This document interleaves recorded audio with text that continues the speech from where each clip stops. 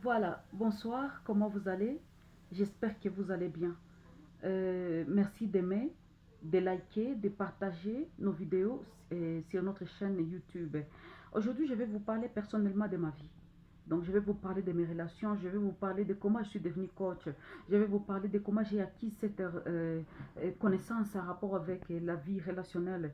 Donc, tous les jours, je vous parle toujours de comment faire, comment garder, comment s'en sortir, qu'est-ce qu'il faut faire. Mais aujourd'hui, enfin, je vais vous parler de moi. Vous savez, plus on fait des erreurs, plus on devient expert.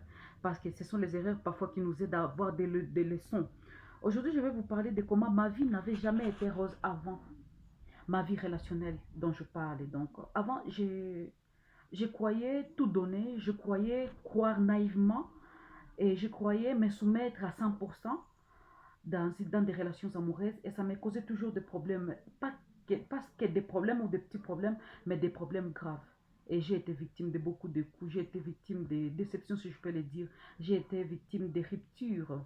Je croyais avant que ça sortait de mes parents parce qu'ils ont été séparés dans une famille polygame, mais j'ai compris enfin que j'avais un problème personnel qu'il fallait que je règle le plus vite possible.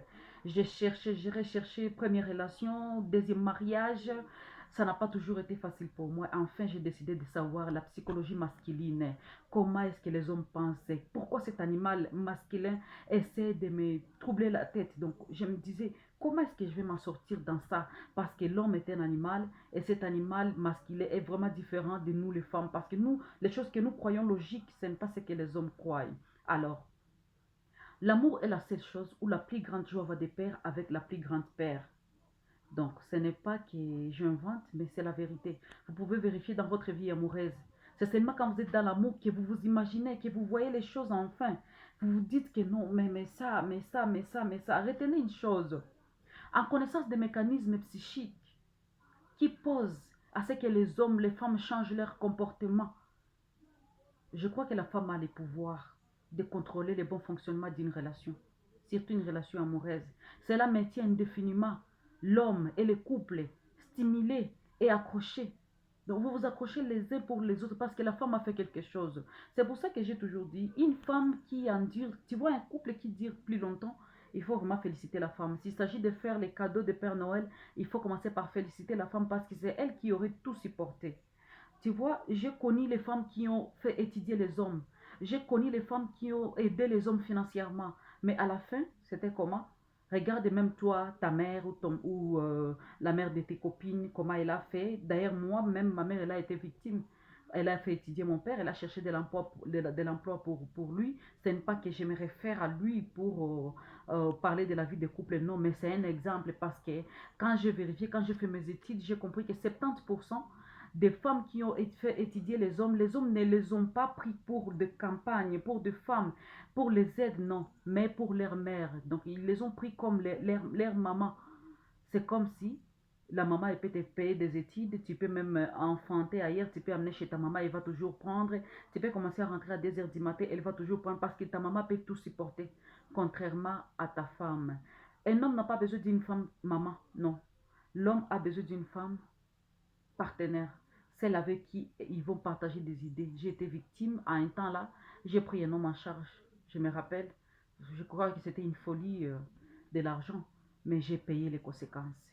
J'ai vraiment payé les conséquences. Ce que je peux faire, la moindre des choses que je peux faire, c'est l'échange des cadeaux. Et en un temps là, je me disais, quand il me donne par exemple 50 $, je fais les 1/10, donc je tire un truc des 5 $, je t'offre. Mais dire que moi, avec mon argent, je te donne, c'est compliqué. Je peux te donner un cadeau, j'achète un cadeau, je ne te donne même pas de l'argent. Alors, chère dame, ce n'est pas en donnant de l'argent à l'homme qui va rester fidèle à vous ou qui va beaucoup vous aimer. La psychologie masculine, les hommes n'aiment pas qu'on parle de la relation. Donc, comment on va faire, tout ça, tout ça, tout ça. Quand il court derrière un homme, il perd tout intérêt.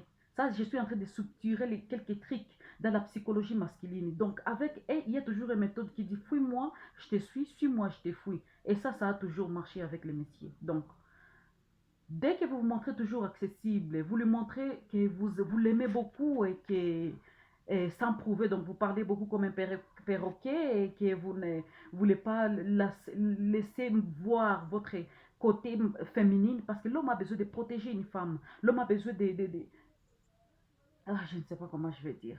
Fouille-moi, je te suis-moi, je te fouille. Ça a toujours marché. Chère dame, n'oublie pas que l'homme a besoin d'une femme qui va la remettre toujours à sa place.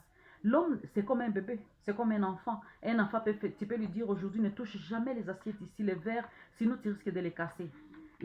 C'est comme si tu lui as dit pour la première fois, ok, ok. Deuxième fois, l'enfant va encore essayer de toucher pour voir si qu'est-ce que tu vas faire. Et quand tu ne dis rien, ah, ça devient maintenant l'habitude, parce que c'est l'éducation. Parfois, on a tendance à rééduquer les chers messieurs parce qu'on dirait qu'ils n'écoutent pas. Mais un homme a besoin, pas de quelqu'un qui va lui dire les choses comme sa maman, mais quelqu'un qui va lui parler comme son égal, comme son chef. L'homme a besoin d'être chef.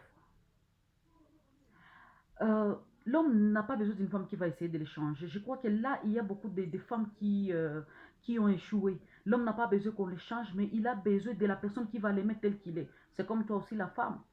Si ton homme, tu es toujours brune, comme moi par exemple, un homme qui va me courtiser, après il va me dire, tu sais, Jemima, moi j'ai toujours eu besoin des femmes noires et tout ça. Donc tu veux me changer, tu veux que je sois noire?